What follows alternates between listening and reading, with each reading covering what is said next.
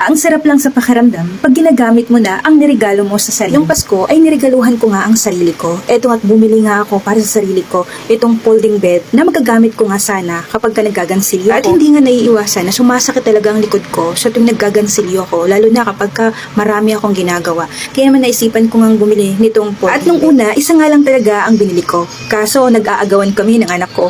Kaya naman naisipan kong bilhan ko din siya. Pero hindi ko na-expect na magagamit din pala namin tong mag-asawa sa tuwing nagtatambay kami sa rooftop namin. Hindi nga talaga ako nagsisisi nung nabili ko nga itong folding bed. At nung nakita nga ng ate ko, napabili din siya. At sino ba naman ang hindi mapapabili kapag ka ganito naman kaganda itong folding bed? At ang maganda pa nga dito ay may kasama na siyang mattress. Guys, ang ganda talaga, ang lambot pa nito. At may kasama na din. At dahil nga magaan ito, pwede mo tong dalhin kahit saan ka pumunta, kahit may outing ka, ay napakagandang dalhin At din kung ito. Hanggang ngayon, sila pag ka pa rin humihiga, guys, tigilan mo na yan. Bumili ka na ng folding bed na talagang napakasarap higaan. Kaya naman yung pang hinihintay mo, i-click mo na ang yellow basket and then i-order mo na yan.